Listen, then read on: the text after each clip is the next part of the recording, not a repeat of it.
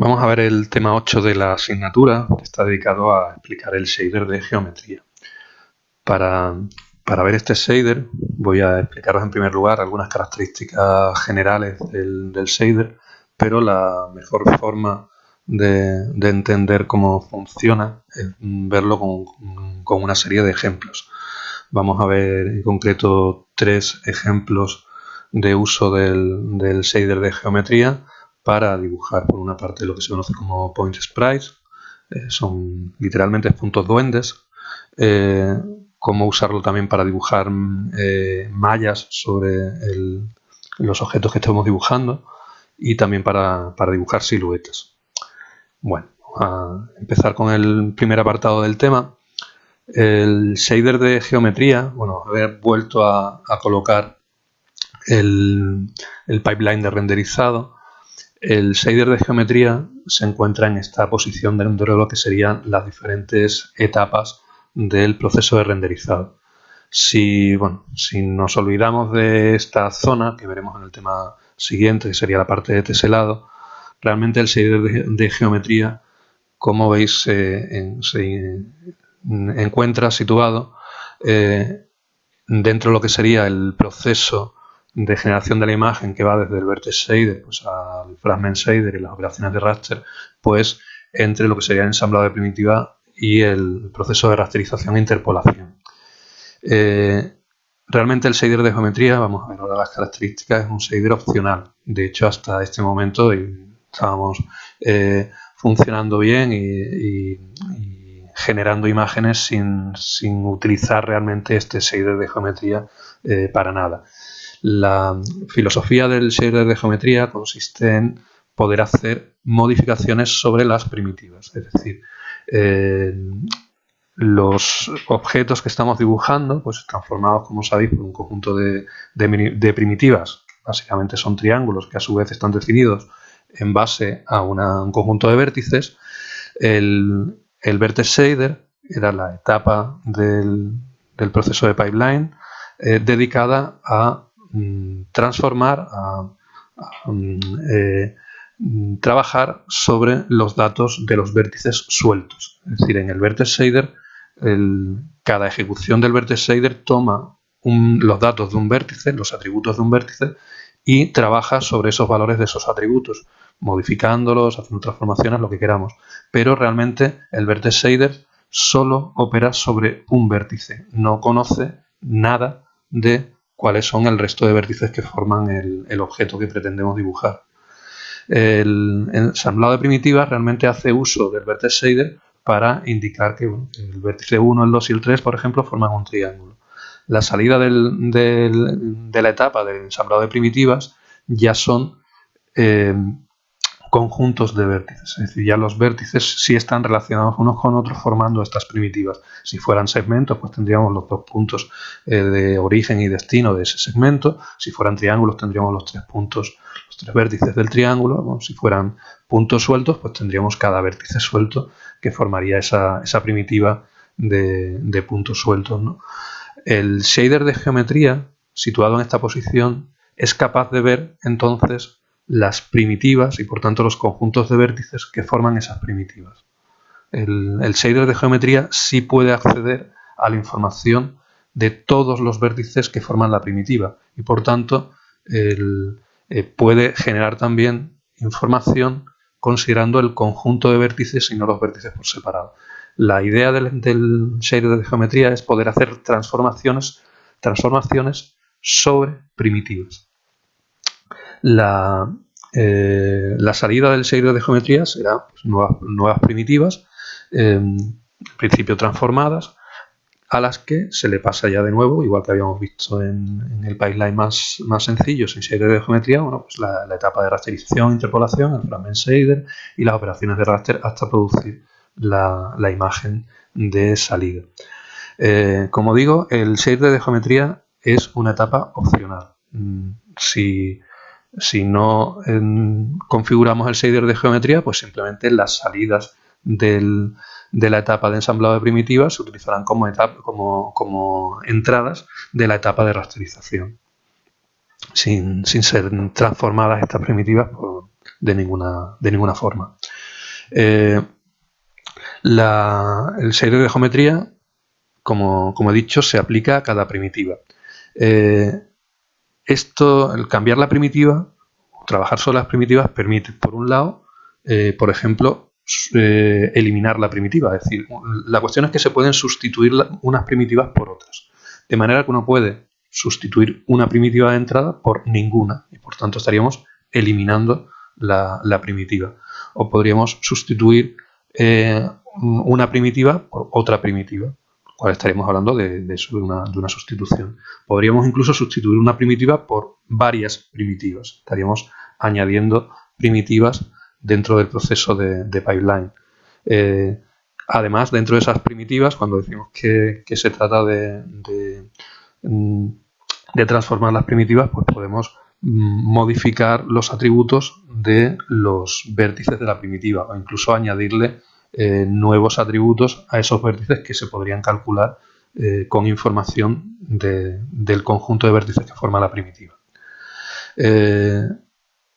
¿Para qué podemos utilizar esto? No, pues, por ejemplo, como ya he dicho, podríamos eliminar primitivas, podríamos utilizar ya la información de los vértices y decidir que, por la razón que sea, una primitiva debe ser eliminada. Debemos extraerla del proceso de pipeline. Podríamos también incluir, por ejemplo, más nivel de detalle. Podríamos sustituir un triángulo por más triángulos, añadiéndole nuevos vértices.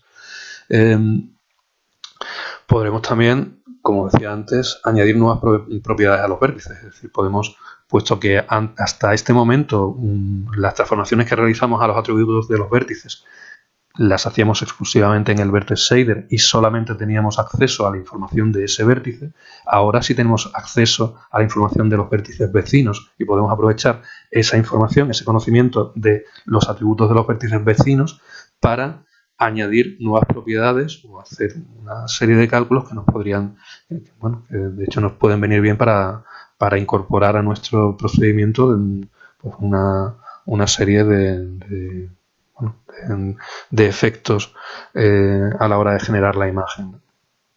Y también podemos, pues a las bravas, quitar la primitiva y crear una primitiva totalmente diferente. Vamos a ver después algunos casos ya particulares de estos ejemplos. ¿Cómo funciona el shader de geometría? Bueno, pues su funcionamiento se basa en dos funciones predefinidas. EmitVertex es una función predefinida que solamente se puede utilizar dentro del shader de geometría, que lo que hace es generar un nuevo vértice. Y enPrimitive, es también una función predefinida que solamente se puede utilizar en el shader de geometría y que lo que hace es generar una primitiva con los últimos vértices que se hayan emitido. Si quisiéramos generar un triángulo, pues calcularíamos los valores de los atributos de los vértices del triángulo, del primero de los vértices, haríamos una llamada a emit_vertex, calculamos los valores del segundo vértice, llamamos a emit_vertex, calculamos los valores del tercero, llamamos a emit_vertex, ya hemos emitido 3 vértices y a continuación llamaríamos a la función enPrimitive. Con lo cual, con los 3 últimos vértices se formaría la primitiva de tipo triángulo. La función enPrimitive tiene una llamada implícita al finalizar el método main.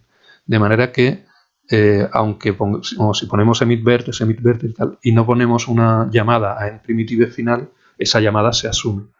Sin embargo, si no hemos hecho ninguna llamada a emit_vertex, pues simplemente esa llamada enPrimitive lo que detecta es que no se había emitido ningún vértice y por tanto no se genera ninguna primitiva, lo que es lo mismo, pues en la salida estaríamos eliminando la primitiva inicial. La entrada predefinida utilizada por el shader de geometría es la variable glin. Glin, como veis, es un array. Glin contiene los elementos, el array. Cada elemento del array corresponde a un determinado vértice, a uno de los vértices de la primitiva que estamos transformando. Si la primitiva de entrada es un triángulo, pues glin tendrá los valores de los tres vértices de ese triángulo. Tendremos Glein de 0, los valores del vértice 0, Glein de 1, los valores del vértice 1, Glein de 2, los valores del vértice 2 de ese triángulo. Glein realmente es una estructura, es un array que cada elemento lo que contiene es una estructura con los siguientes campos. GL_position, que es la posición del vértice, GL_pointSize, que es el tamaño del punto asociado a ese vértice, y GL_clip_distance, que son la distancia de los planos clip, que lo habíamos visto como variables de salida del vértice shader, que eran un poquito especiales. La más importante es GL_position. GL_position corresponde a la salida GL_position del vértice shader, ¿de acuerdo? Hasta ahora consideramos que, puesto que el vértice shader se enlazaba directamente con la etapa de rasterización, GL_position debía tener ya valores en coordenadas clip, en coordenadas de recorte.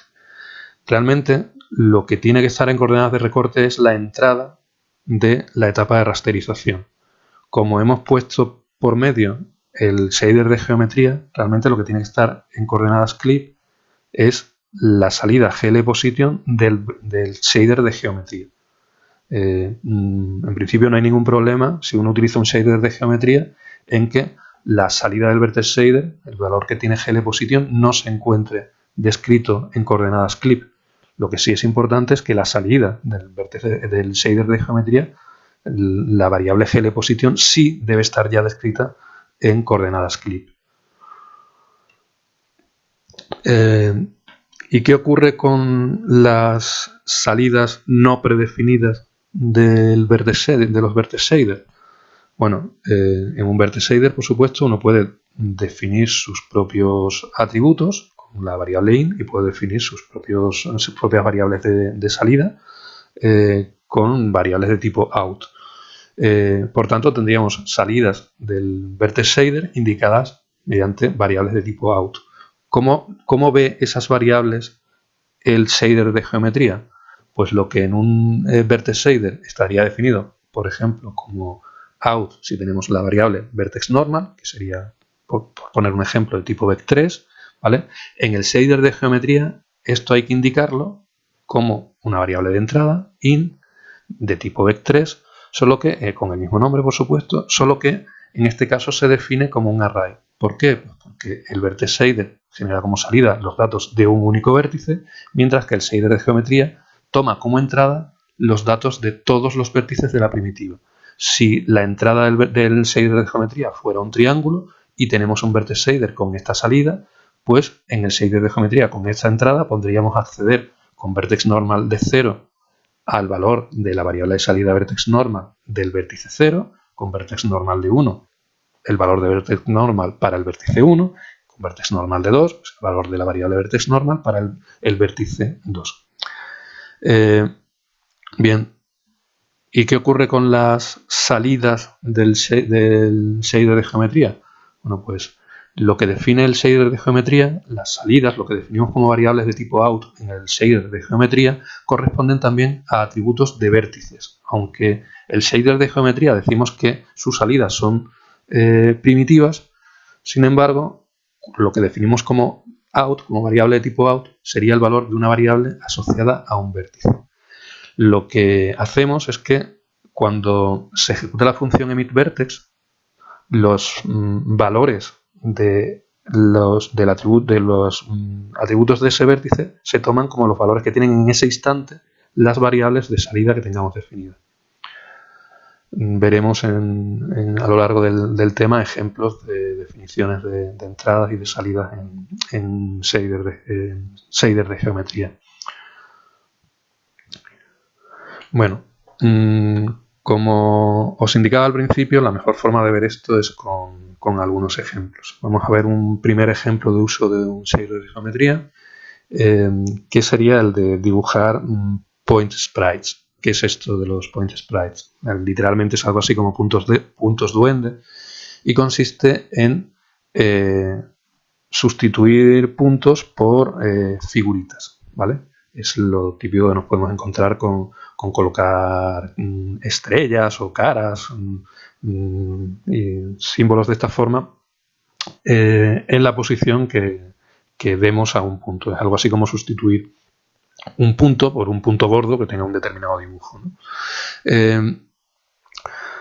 Una forma sencilla de trabajar sobre estas figuras, estos point sprites, estas figuritas que asociamos a los puntos o que dibujamos en el lugar de los puntos, es por medio de una textura. Si lo que queremos es un dibujo que no sea exactamente cuadrado o rectangular, que sería la forma de una textura, pues simplemente utilizaríamos una textura donde algunos de los texels pues son transparentes. De esa forma, considerando la transparencia de los puntos de la textura, podríamos tener points sprites donde no tienen por qué corresponder exactamente a un dibujo rectangular de la textura, sino que podrían tener cualquier forma. Lo que vamos a ver va a ser un ejemplo del uso de un shader de geometría para transformar primitivas de tipo GLPoint, es decir, vamos a asumir que las primitivas que estamos lanzando son un conjunto de primitivas GLPoint. Los puntos, a su vez, pues estarán representados por vértices, es decir, dentro del vertex shader se hará el tratamiento correspondiente a cada punto que pretendemos dibujar, y vamos a utilizar el shader de geometría para sustituir esos puntos por rectángulos sobre los que dibujar esa textura, esas caritas, esas figuras. En este caso, entonces, el vertex shader se va a limitar a generar la posición de los puntos. Hasta ahora, en los vertex shaders que habíamos visto, los valores de GLPosition los calculábamos a partir de la posición inicial multiplicando por la matriz MVP, que sería Model View Projection, ¿de acuerdo? Si asumimos que el atributo vertex position del vértice está descrito en el sistema de coordenadas local, pues esas coordenadas locales habría que multiplicarlo por la matriz model para pasarlo a coordenadas de la escena, coordenadas de modelo. Habría que multiplicarlo después por la matriz view para transformarlo en las coordenadas del observador, las coordenadas de cámara. Y puesto que la salida que estábamos usando hasta ahora debía estar ya en coordenadas clip, en coordenadas de clipping volume, de recorte, multiplicamos por la matriz de proyección. En este caso, no vamos a multiplicar por la matriz de proyección, vamos a hacer que la salida del vertex shader incluya la GLPosition en lugar de en coordenadas clip, en coordenadas de observador. Para hacer eso, tendremos que multiplicar el atributo vertex position no por la matriz model view projection, sino por la matriz model view. De esta forma, o sea, multiplicamos por model, multiplicamos por view y tendremos la transformación entre el sistema de coordenadas local y el sistema de coordenadas de la cámara, el sistema de coordenadas del observador. Y esa va a ser nuestra salida del vertex shader, es decir, el GLPosition en ese momento no tiene coordenadas clip, sino que tiene coordenadas de observador. Bueno, en el shader de geometría os he puesto el fondo diferente para que identifiquéis que el color se refiere a un shader distinto. El shader de geometría se le indica que la entrada, que se le coloca de esta forma, con este layout, la entrada de este shader de geometría se asume que es de tipo points, ¿de acuerdo?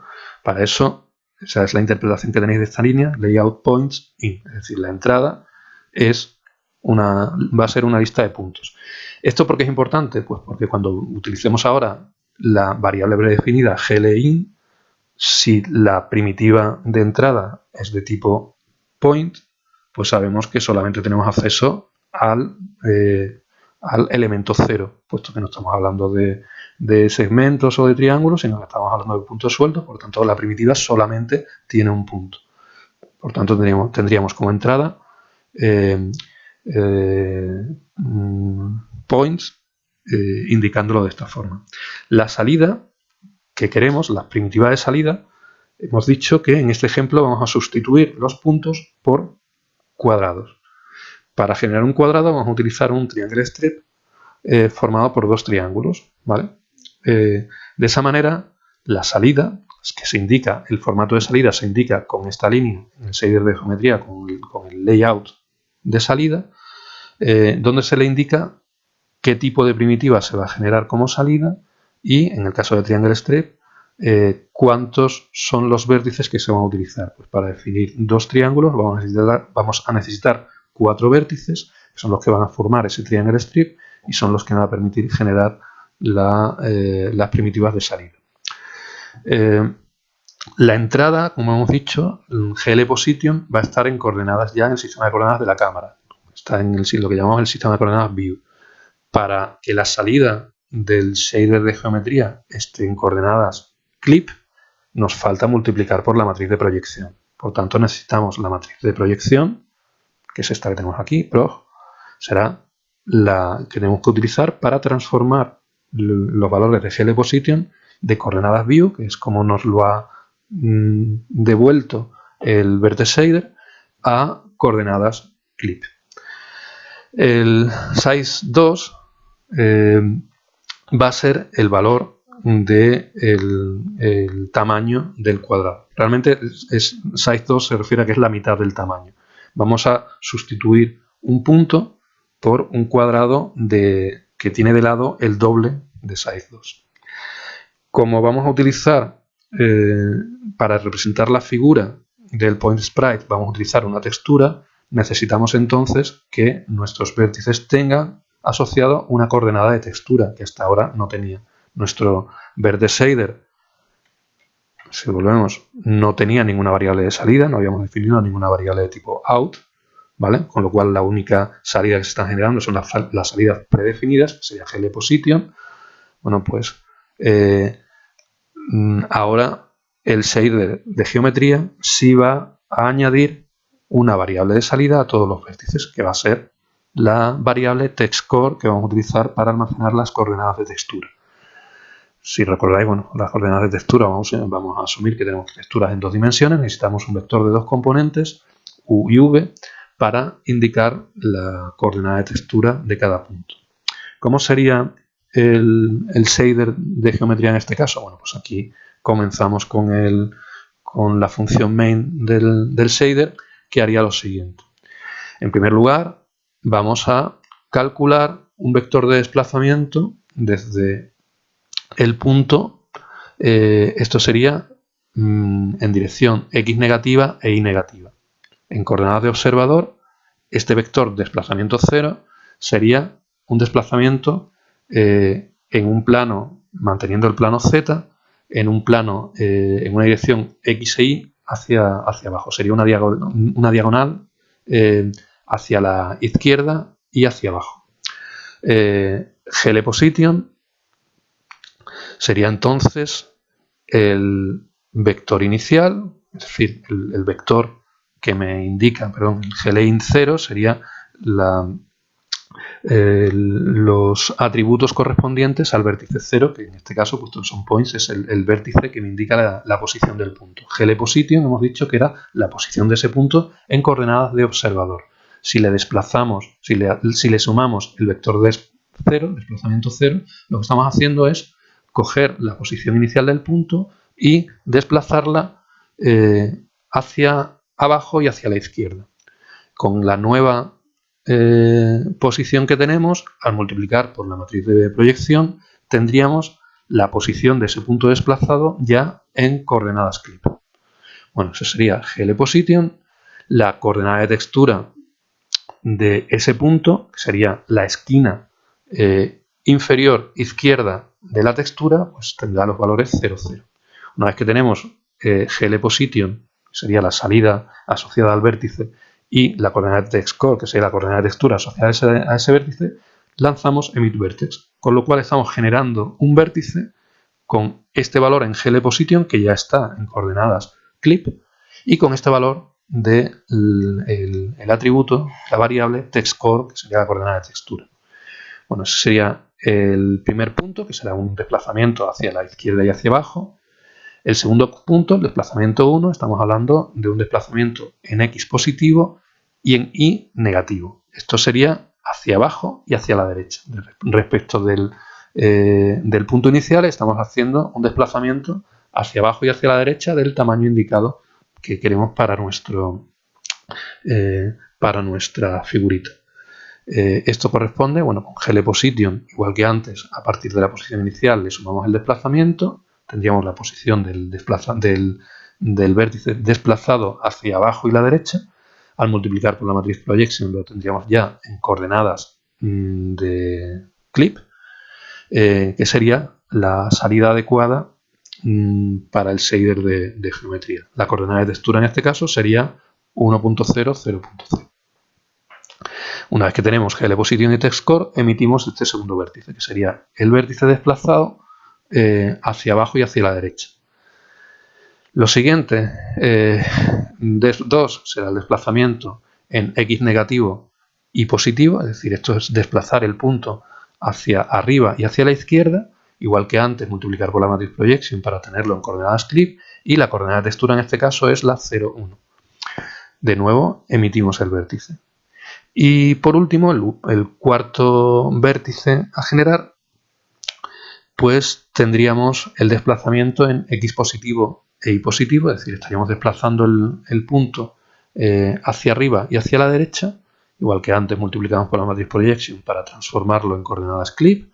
La coordenada de textura en este caso, del punto desplazado hacia arriba y hacia la derecha, pues sería la esquina, dentro de la textura sería la esquina superior derecha, sería el punto 1, 1. Con estos dos valores emitimos el vértice y lanzaríamos en primitiva. Estaríamos lanzando una primitiva con los 4 últimos vértices como un triangle strip.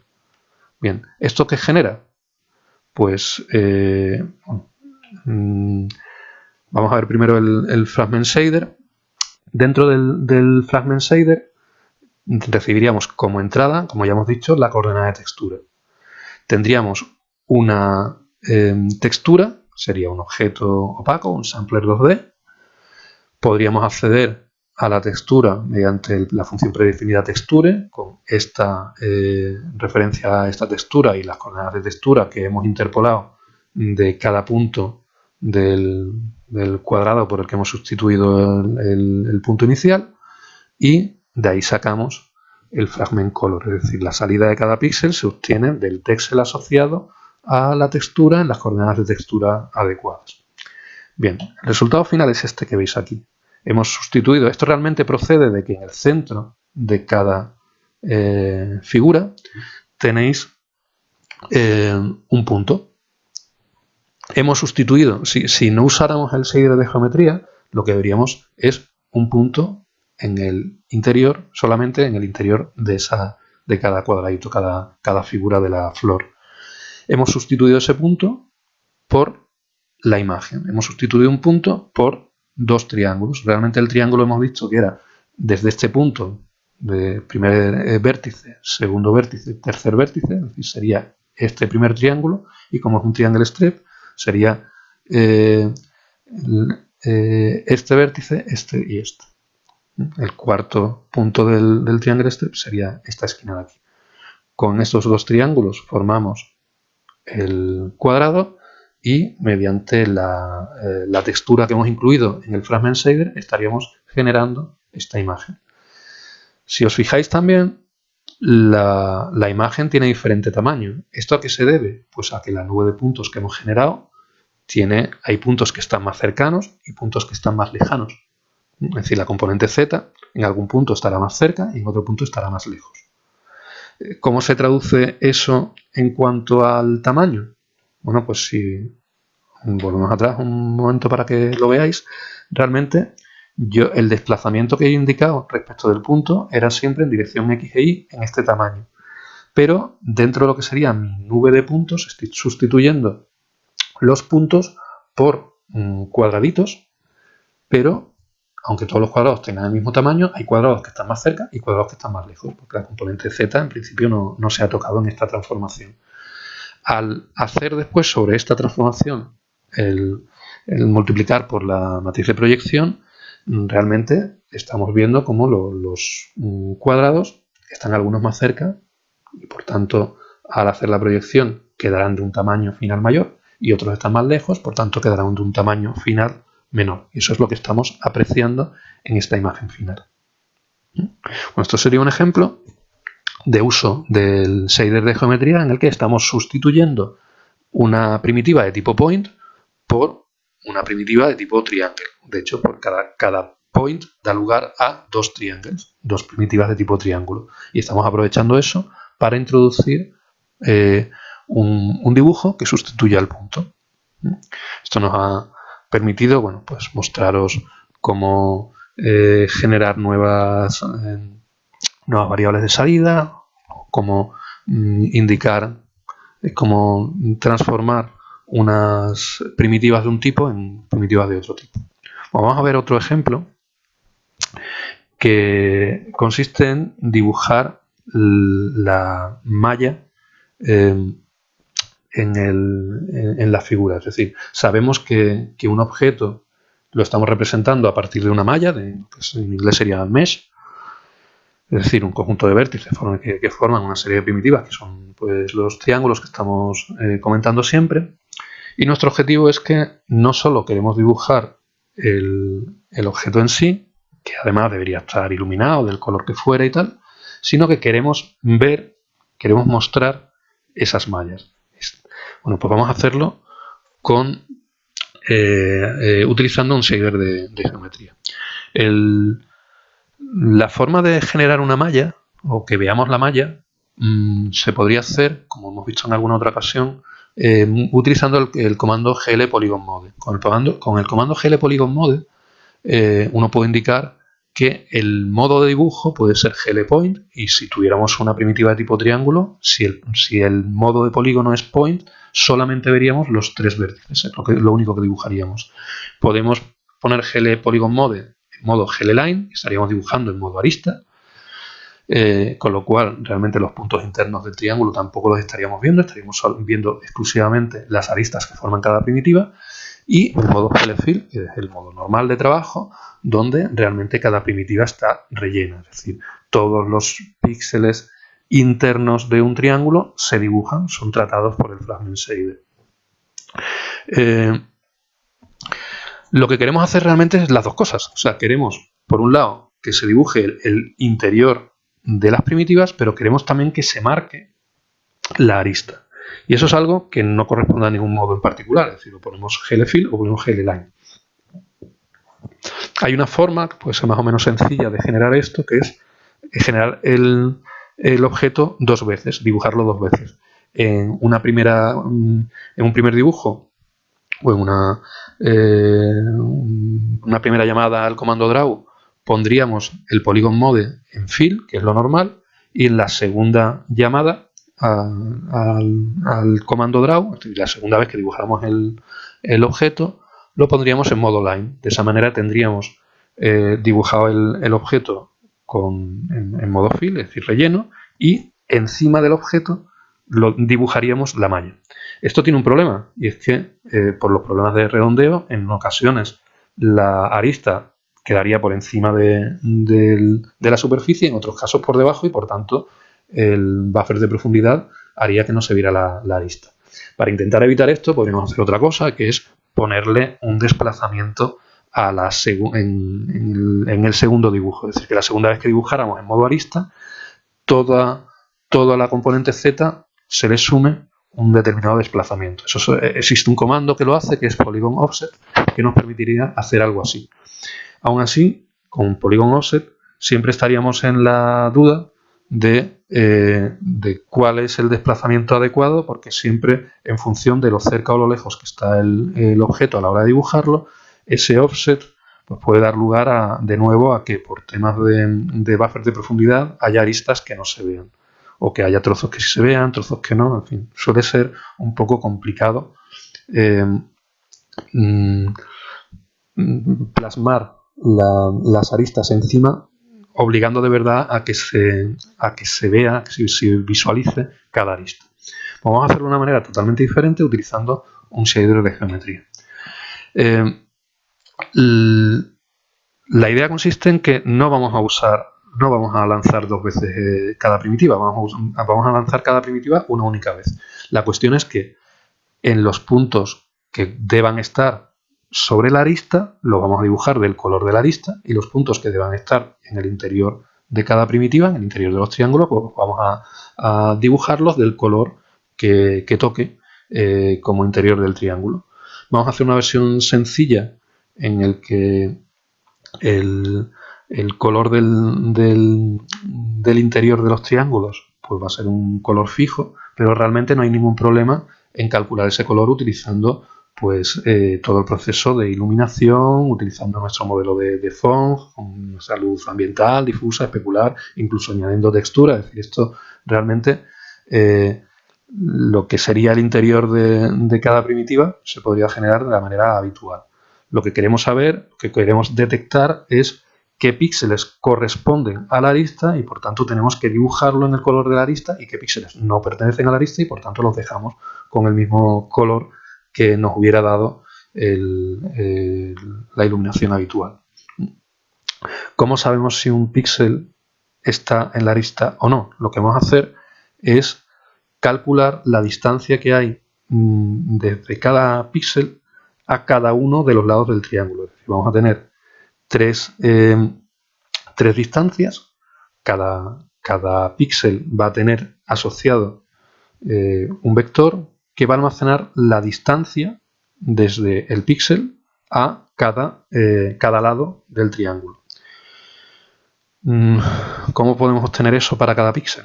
Es decir, esto cuando lo veamos en el Fragment Shader y lancemos el Fragment Shader para cada píxel va a tener esa variable de entrada que va a ser esas distancias. Esas distancias se van a calcular por interpolación, como todos los atributos de los píxeles en un Fragment Shader. ¿De acuerdo? Por tanto, lo que necesitamos es almacenar en los vértices esas distancias. Si para cada vértice se almacena la distancia que hay desde ese vértice a los lados del triángulo, pues el proceso de rasterización e interpolación va a calcular para cada píxel de manera interpolada la distancia a cada lado. Y vamos a utilizar esa distancia para ver si realmente cada píxel, un determinado píxel, pertenece o no pertenece a la arista. Bien. Necesitamos, por tanto, añadirle información a los vértices para que cada vértice tenga información de cuál es la distancia de ese vértice a cada lado. Realmente un vértice, la distancia del vértice A, por ejemplo, a este lado y a este lado es 0, puesto que el vértice A forma parte de estos dos lados. Lo que tenemos que calcular realmente es la distancia para cada vértice, la distancia al lado contrario del triángulo. Bien, eso es lo que en este dibujo hemos señalado como HA. O sea, H viene por la altura, ¿sí? Que tendría el triángulo si lo apoyáramos por este lado. Bueno, para calcular el valor de HA, es decir, la distancia del vértice A al lado A, en función de la longitud de los lados A, B y C, bueno, pues hace falta un poquito de trigonometría. No vamos a ver el desarrollo aquí, tampoco es demasiado complicado, pero se puede calcular de esta forma.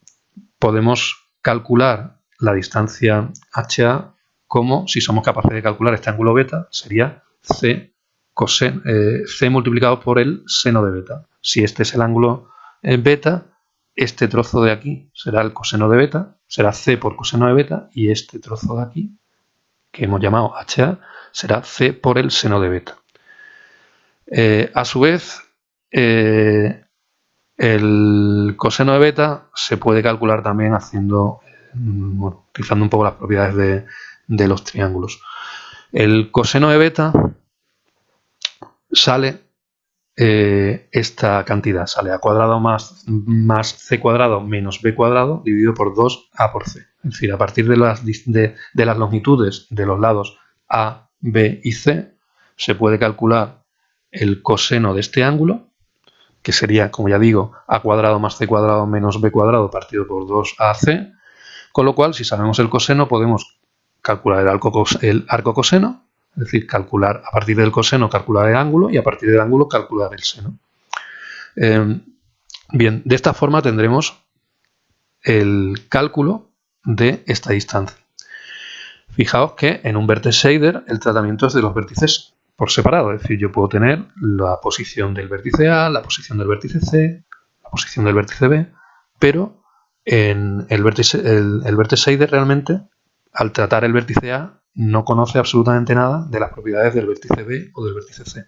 Esto es algo a lo que sí tenemos acceso en el shader de geometría. En el shader de geometría, sí, la entrada glint va a tener ya los valores del vértice A, del vértice B y del vértice C. Luego puedo aprovechar esa información para hacer esto. Es decir, conocida la posición del vértice A, del vértice B y del vértice C, yo puedo calcular pues, las distancias del lado A la longitud del lado A, que esto no es más que hacer el vector de posición de C menos el vector de posición de B y calcular el módulo de ese vector.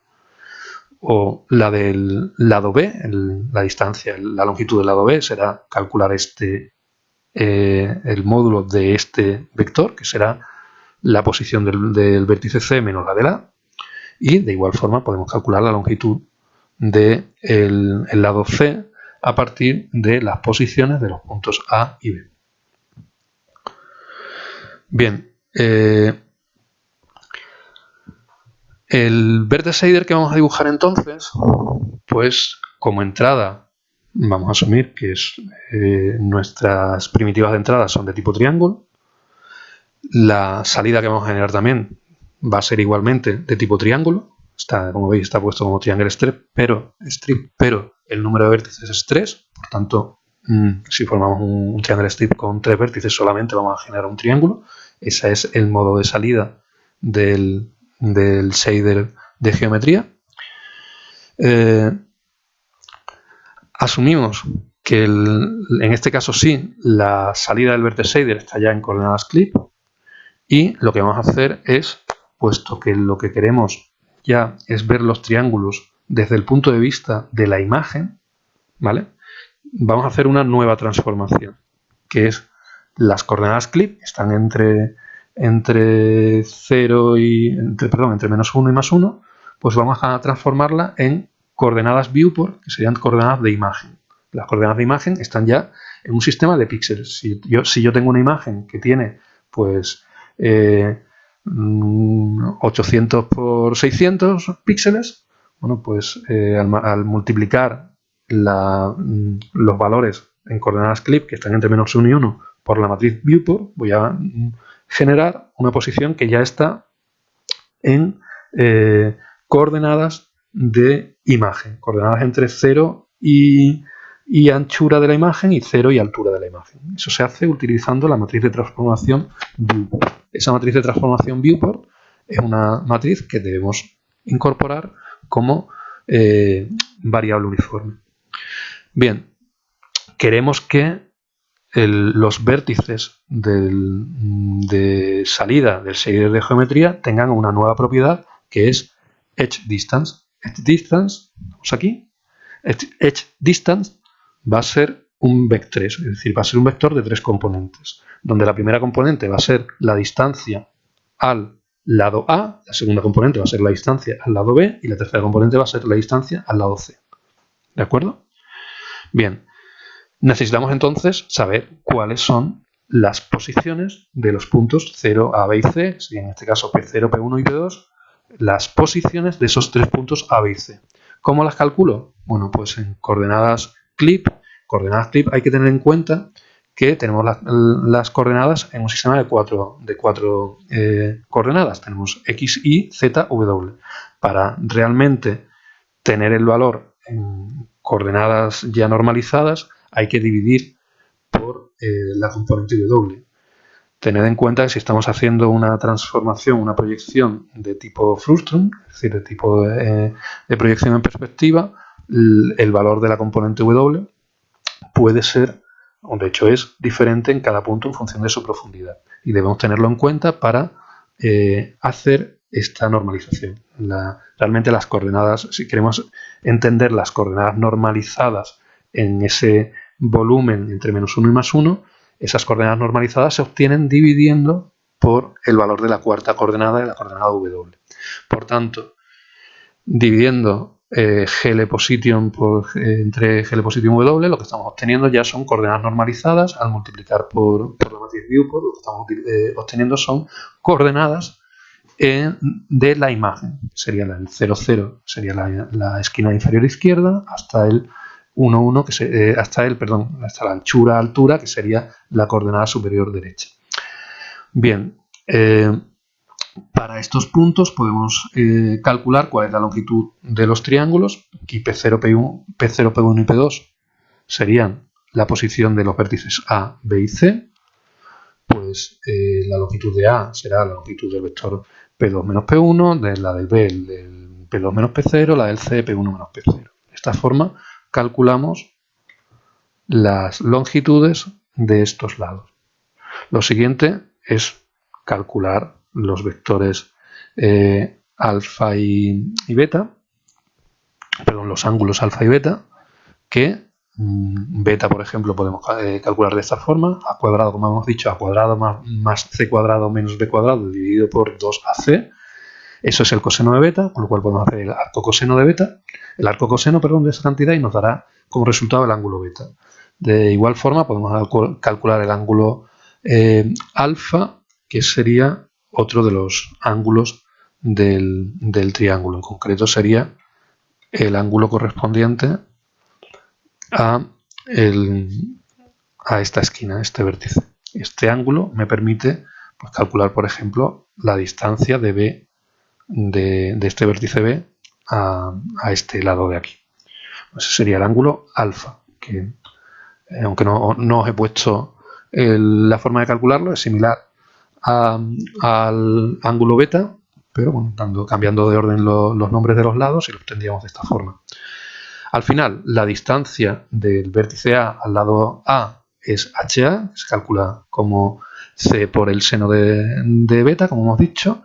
Podemos calcular también la distancia de B al lado B, que será C por el seno de alfa, y también la distancia de C al lado C, que se puede calcular también como B, en este caso, por el seno de alfa.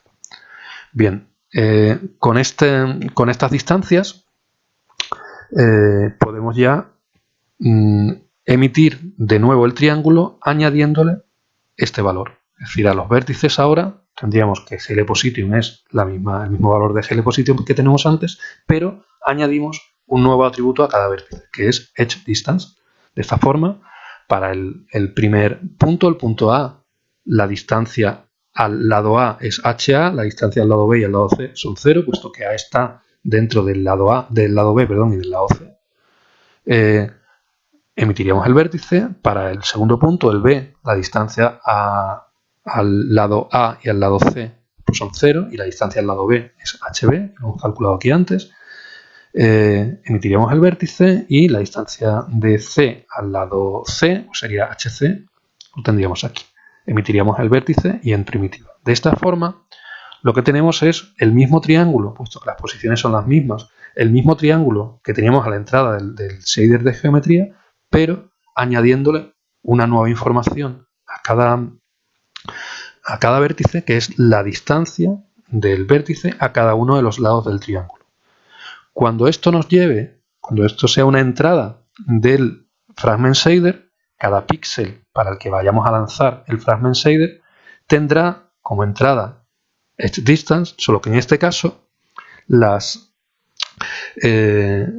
valores de las distancias habrán sido interpolados entre los diferentes vértices. Por tanto, tendremos en edge distance la distancia de un píxel a cada uno de los vértices de ese triángulo.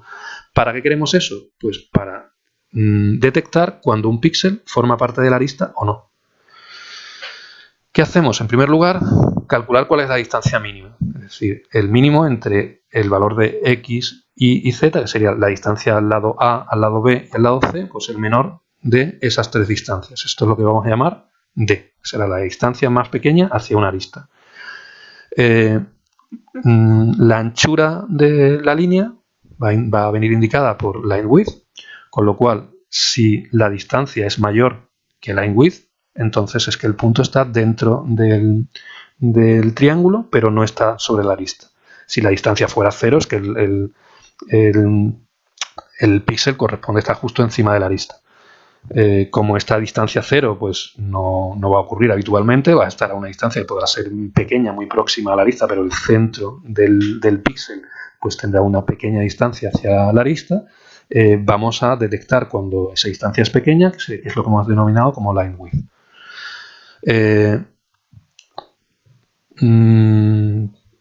Podríamos hacerlo simplemente detectando si esa distancia es menor que line width. El píxel lo dibujamos del color de la arista, y si no, el píxel lo dibujamos del color que nos diera la iluminación, o del color plano, si no queremos iluminación, del color plano que asignemos al interior de un triángulo.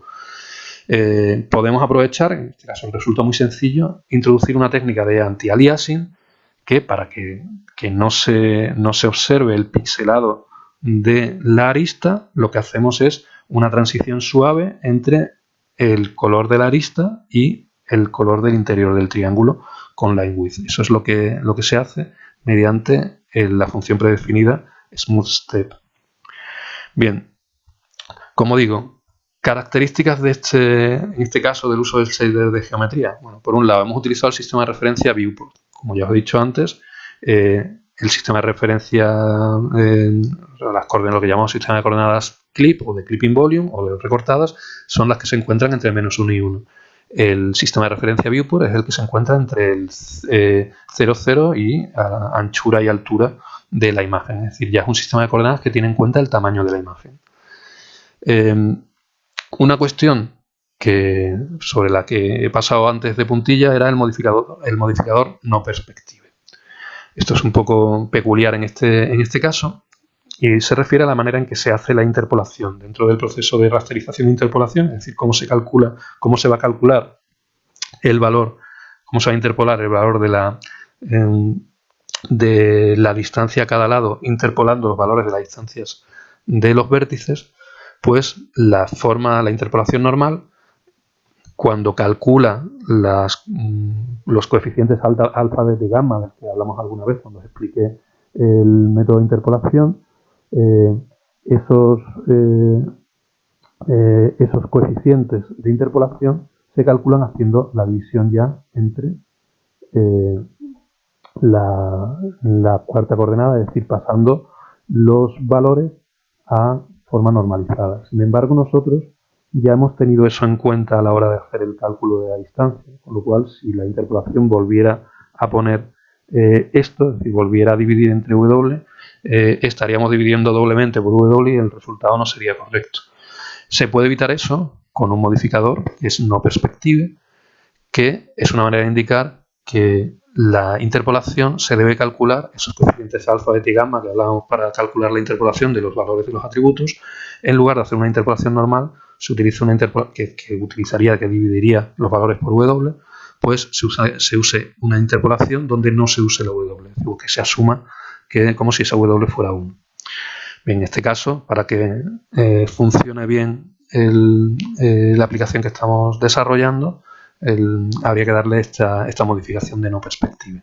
No es algo que se utilice demasiado, pero bueno, es una modificación que es posible, que está definida en OpenGL y que en este caso además es necesaria.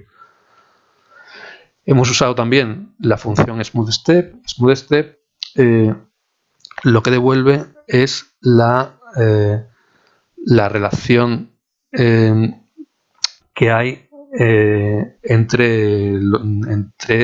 C entre el intervalo A y B. Es decir, si C es menor que A o mayor que B, si C es menor que A, SmoothStep devuelve 0. Si C es mayor que B, SmoothStep devuelve 1. Y si C se encuentra entre A y B, devuelve el grado, el porcentaje, digamos, entre A y B. Si C es igual a A, dará el valor 0, si C es igual a B dará el valor 1, y si C es pues justo la media, el A más B partido por 2, pues devolverá 0,5. La función mix lo que hace es mezclar los valores de A y B teniendo en cuenta la proporción C. Realmente eso supone hacer la función mix realmente es esta expresión. Es 1 menos C por A más C por B. Cuando C vale 1, quiere decir que mix va a devolver B. Cuando C vale 0, mix va a devolver A. Y cuando C vale, por ejemplo, 0,5, pues devolverá pues 0,5 por A más 0,5 por B. Realmente, si en lugar de poner fixed color o fill color, como un valor de color fijo para el interior de los triángulos, hubiéramos utilizado pues el sistema de iluminación y tal, bueno, pues los triángulos, el interior del triángulo lo veríamos dibujado pues con iluminación, con sus partes más claras, más oscuras, etc. Podríamos haberle puesto también textura sin ningún problema. La cuestión es cuál es el efecto de la malla. Aquí veis una figura de un cíclope. Esto está sacado del libro de David Wolf. El dibujo del cíclope, al añadirle este shader de geometría y este tratamiento, como veis, todos las primitivas, todos los triángulos se dibujan con sus aristas sobrepuestas. Estas aristas están generadas, como os he comentado, con los shaders que hemos visto.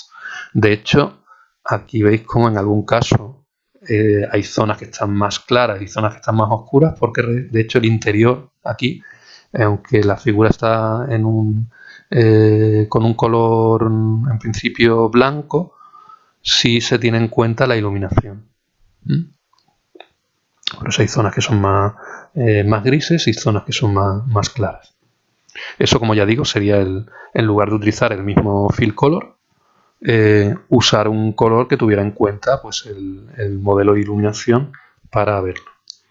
Veis también cómo, bueno, simplemente de esta forma somos capaces de visualizar el mesh, la malla, sin tener que hacer el dibujo dos veces, es decir, sino que con lo que hemos hecho, cada píxel, cuando ejecutamos el Fragment Shader, cada píxel detecta si forma parte de la arista o no.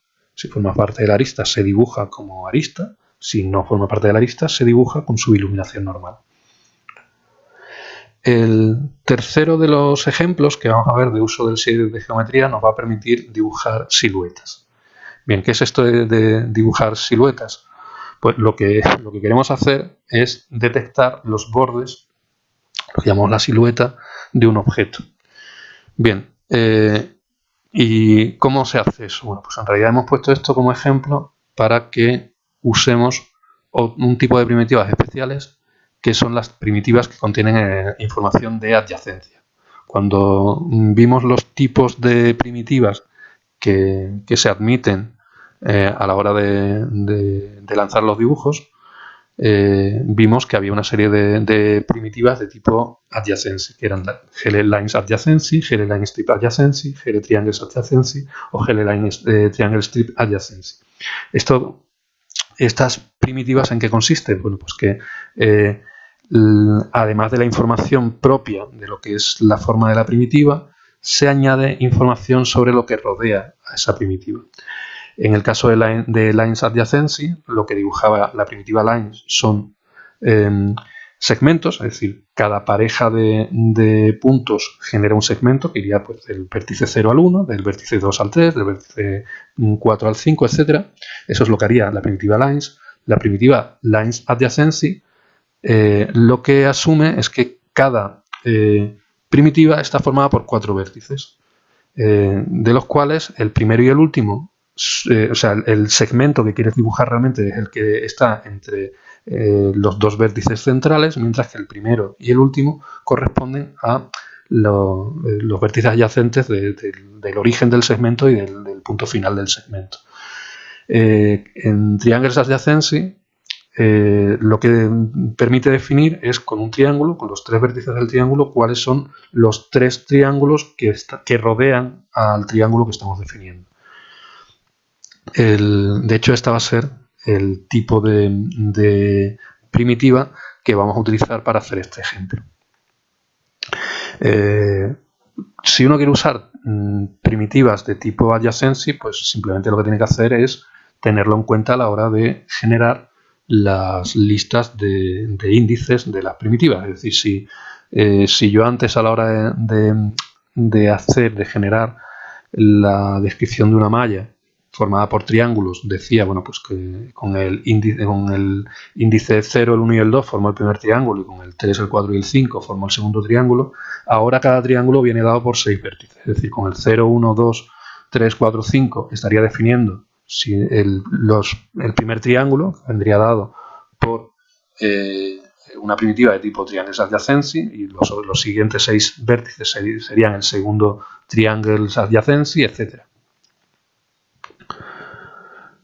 Bueno, como comentábamos, en este ejemplo lo que vamos a ver es el uso de un shader de geometría para dibujar la silueta. En este caso, para detectar que un determinado primitiva forma parte de la silueta, vamos a asumir que lo que recibe como entrada el shader de geometría son primitivas de tipo GL Triangles Adjacency. Este es el aspecto que tiene una primitiva GL Triangles Adjacency. Es decir, la primitiva estaría formada por 6 vértices, como hemos dicho, el 0, el 1, el 2, el 3, el 4 y el 5. Realmente el triángulo que debemos de dibujar estaría formado por los vértices 0, 2 y 4. Estos son los vértices que pretenden definir el triángulo. La adyacencia estaría indicada por los vértices 1, 3 y 5. Lo que quiere decir es que el 0, 1, 2 forma otro triángulo que está pegado a esta arista, el 2, 3, 4 forma otro triángulo que está pegado a esta arista y el 4, 5, 0 forma este tercer triángulo que está pegado a esta arista. Bien, ¿cómo sé yo cuando una determinada arista forma parte de la silueta de un objeto?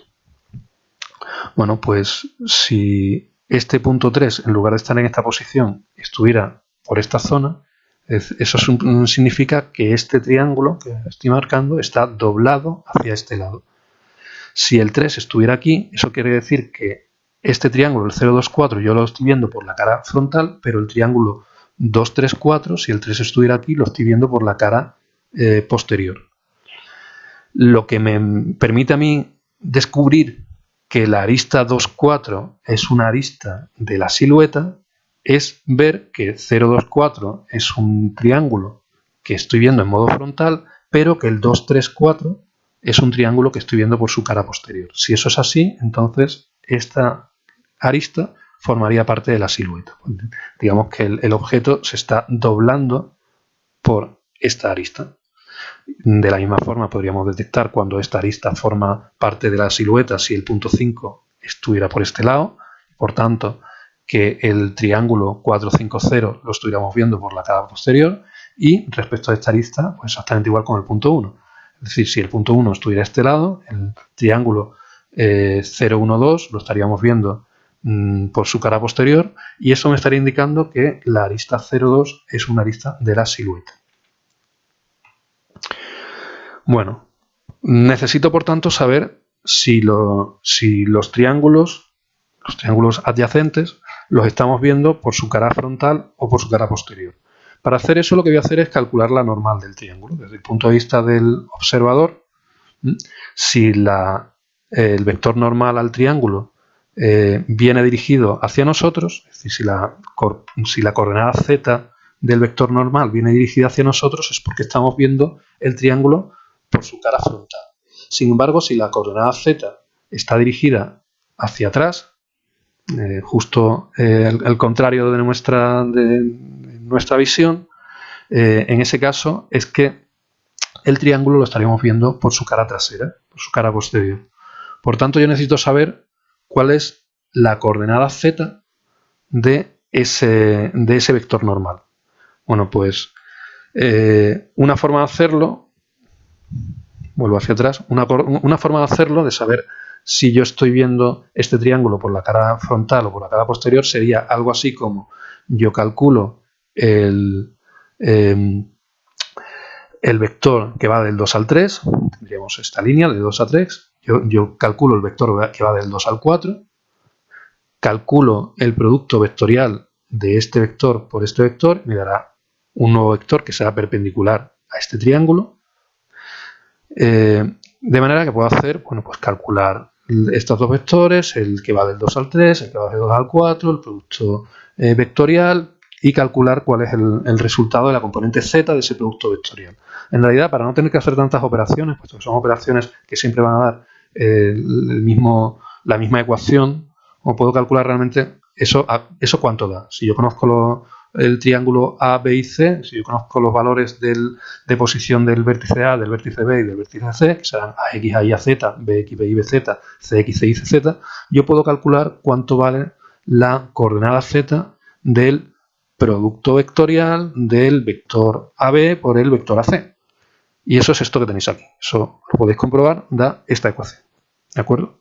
En lugar de tener que hacer todas esas operaciones, que me darían lugar a mucha información que no necesito, porque me calcularía también cuánto vale la componente X y la componente Y del vector normal, y esa es información que no me hace falta para nada. Pues me voy a centrar exclusivamente en el valor de la componente z. Como digo, si nz es positivo, resulta que estamos viendo el triángulo desde el punto de vista frontal. Si nz es negativo, es que estoy viendo el triángulo ABC por su cara posterior. Bueno, ¿qué vamos a hacer entonces? Pues vamos a hacer un shader de geometría que cuando reciba esta información va a generar siempre el triángulo 0, 2, 4. Es decir, ese triángulo lo vamos a generar siempre. Pero además vamos a ver si las aristas 2, 4, 0, 2, 2, 4 o 4, 0 forman parte de la silueta o no. ¿Cómo sé yo si forman parte de la silueta? Pues como ya he comentado, sabiendo si estamos viendo los triángulos adyacentes por su cara frontal o por la cara posterior. Y eso es algo que simplemente lo puedo hacer calculando la coordenada z de la normal con la expresión que hemos visto y viendo si es mayor que 0 o menor que 0. Si es mayor que 0, lo estoy viendo por la cara frontal. Si es menor que 0, lo estoy viendo por la cara posterior. ¿Qué pasa si yo lo estoy viendo por la cara posterior? Es decir, si este 3 estuviera a este lado, que esta arista la tengo que marcar. ¿Cómo vamos a marcar las aristas? Bueno, pues vamos a, además de dibujar este triángulo, si yo tuviera que poner una arista aquí de la silueta, lo que voy a hacer es dibujar encima de esta arista un rectángulo. Un rectángulo que va a estar colocado encima. Ese rectángulo que va a estar colocado encima, pues lo dibujaré en su momento de otro color para remarcar que forma parte de la silueta. Bueno, la forma que vamos a hacer es la siguiente. Supongamos que yo tengo ya el punto E0 y el punto E1 que me forman una arista que yo sé que forman parte de la silueta. Es decir, yo quiero dibujar ese rectángulo marcado que me dibuje la silueta. Lo que voy a hacer es generar este rectángulo. Voy a dibujar este rectángulo. ¿Cómo lo voy a hacer? Bueno, pues como veis el rectángulo, para que la silueta, las aristas, digamos, se enlacen bien unas con otras y no se vea demasiado corte aquí. Es decir, imaginaos que hubiera otra arista aquí. Si yo pongo un corte aquí y la siguiente va para arriba, la arista empezaría aquí y se vería un triángulo, se verían los segmentos de la arista de una forma bastante fea. En lugar de eso, lo que vamos a hacer es extender la arista. Al extender la arista, si esta arista forma parte de la silueta, el rectángulo no va a ser solo sobre la arista, sino que va a ir un poquito más para allá. Si yo tuviera una arista también de la silueta aquí encima, el rectángulo de la de aquí encima vendría por aquí abajo. Con lo cual yo estaría enlazando este rectángulo que tenéis dibujado con uno que vendría así hacia arriba. Y el resultado final es una curva más suave. Ya veréis cómo queda al final y veréis que se suaviza la curva.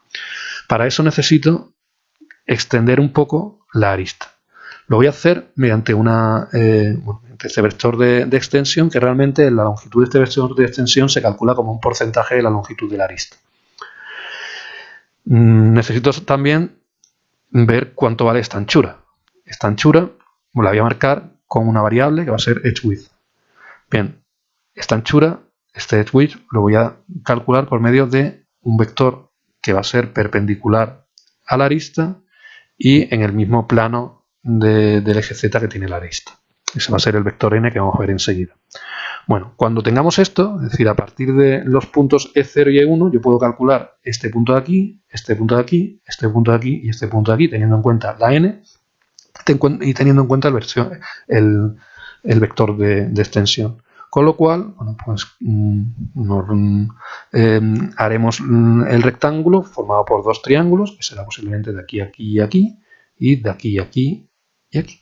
¿De acuerdo? Vamos a generar el rectángulo por medio de los dos triángulos con esos 4 puntos que estamos viendo. Bien.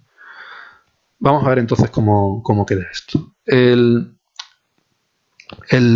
shader de geometría indicaríamos en este caso que la entrada es de tipo triangles adjacency.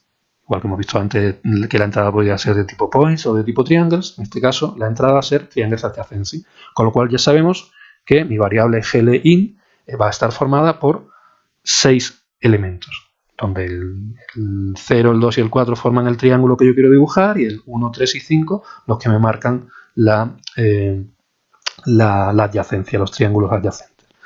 Necesito asociar una nueva propiedad a cada vértice que vamos a generar, que es saber si forma parte de la silueta, si forma parte de la arista o no. Vamos a utilizar para eso la variable de salida gIsEdge, g por el shader de geometría, isEdge, es decir, vamos a indicar cuando un vértice forma parte de la arista, de la silueta o no. Se indica que es flat para que no se interpole, es decir, que cuando esto dé lugar a una en el shader en el fragment shader, bueno, pues este es un valor que no va a haber que interpolarlo.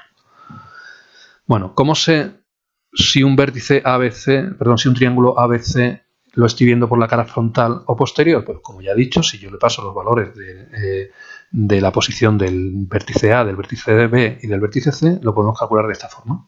Esta será la componente Z. Si nz es mayor que 0, entonces es que estoy viendo este triángulo ABC en su cara frontal. Si es menor que 0, es que lo estoy viendo por su cara posterior. Bueno, ¿cómo emito, es decir, cómo genero ese rectángulo que hemos visto? Es decir, ¿cómo genero esto? Bueno, pues si yo quiero generar a partir de los valores de los puntos E0 y E1, yo quiero generar ese rectángulo, lo voy a generar emitiendo 4 vértices, que serán el vector xt, como ya he dicho, sale del vector que va del 0 a 1, este será el segmento, multiplicando por el porcentaje de extensión. De esta forma obtenemos el vector xt. Insisto, tenemos el vector de posición del punto 0 del punto 1, con E1 menos E0 tendríamos un vector que llega hasta aquí, y extensión será un porcentaje de ese vector. El vector v es el vector unitario en la dirección del E1 menos E0. Bien, el vector n, que es un vector perpendicular en el plano de z, perpendicular al vector v, se puede calcular así. Es el vector menos v.i, vx. Esto es en un plano xy, genera un vector perpendicular a un vector v, me daría este vector de aquí. Ese vector, que puesto que v está normalizado, este vector también lo estaría, lo multiplicamos por edge width, con lo cual n va a tener la anchura que nosotros le hayamos indicado mediante la variable edge width. Bien, vamos a emitir ahora los 4 puntos de ese rectángulo. En todos esos puntos el valor de isEdge lo vamos a poner a true, puesto que estamos dibujando precisamente la silueta, la arista de la silueta, y generamos los puntos. GLPosition será el xi menos x es 0, 1. Este es este punto de aquí. Bueno, pues generamos ese punto y emitimos el vértice diciendo que isEdge vale true y GLPosition tiene este valor. Segundo punto es el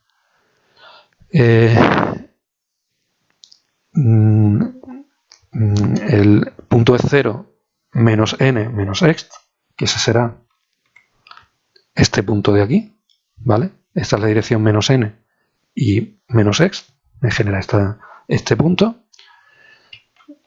Ese es el segundo punto GLPosition que he indicado, emitimos el vértice.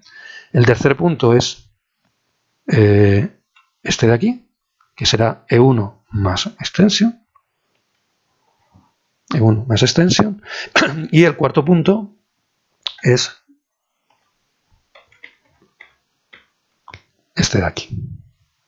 Con esos 4 puntos genero un triangle strep generaría los dos triángulos que me dibujan ese rectángulo. El main del shader de geometría, pues obtengo los 6 puntos a partir de los valores de GLIN, eso serían P0 a P5, igual que antes. Las entradas están en coordenadas clip, pero no están normalizadas, por tanto hay que normalizarlas. Lo que hago es ver, en primer lugar, si estamos viendo el triángulo 0, 2, 4, lo estamos viendo en su cara frontal. Entonces, si el 0, 1, 2 lo estamos viendo por la cara posterior, emitimos este rectángulo asociado a la arista 0, 2. Si el 2, 3, 4 lo estamos viendo por su cara posterior, dibujamos el rectángulo de la arista 2, 4. Y si el 4, 5, 0 lo estamos viendo por su cara posterior, dibujamos el rectángulo de la arista 2, 0. La arista es 4, 0. Aquí hay un error. Una vez que hemos emitido ya todas las aristas, pondríamos que el resto del triángulo que voy a generar ahora no forma parte del vértice, para distinguir los colores de uno y otro, y ese nuevo triángulo correspondería a los puntos 0, 2 y 4. En primitive lanza la primitiva asociada a estos 3 puntos y ya está. Bueno, ¿cómo sería el fragment shader? Pues en este caso es muy sencillo. Vemos si el píxel que yo quiero dibujar forma parte de la silueta o no. Y yo lo que tengo es un color de la silueta y un color de relleno.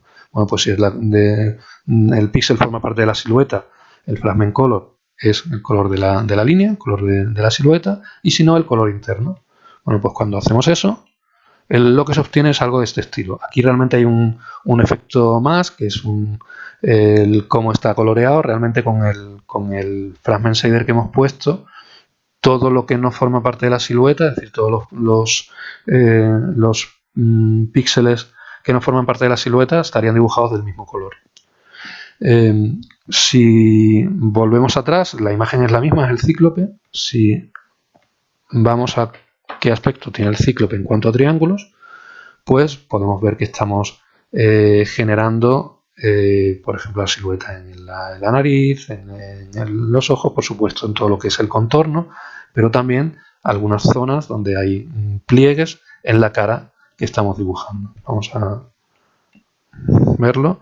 Por supuesto, como ya digo, todo el contorno tendría esa silueta, pero aparte aquellas zonas donde estoy detectando esos pliegues, pues también se dibuja esa. Os comenté antes también la cuestión de utilizar la extensión. Hay algunos puntos donde se observa cómo el porcentaje de extensión que se le ha indicado a la hora de hacer el dibujo, pues no permite enlazar bien un punto de la silueta con otro. Por ejemplo, aquí, este triangulito que se ve aquí, se produce por ese efecto. O aquí en el labio, de nuevo, se ve como algunos puntos no se han conectado bien, formando los diferentes segmentos, o en esta zona los diferentes segmentos. Aquí arriba también se observa. Para obtener un resultado, pues evitando estos efectos, pues posiblemente habría que haberle introducido un porcentaje un poco mayor a la hora de generar esta imagen. Igual que antes, esta imagen está tomada del libro de David Wolf. Con esto terminamos de explicar el shader de geometría y, como os he dicho, pues creo que la manera más fácil de entender su comportamiento es por medio de un conjunto de ejemplos como los que hemos visto.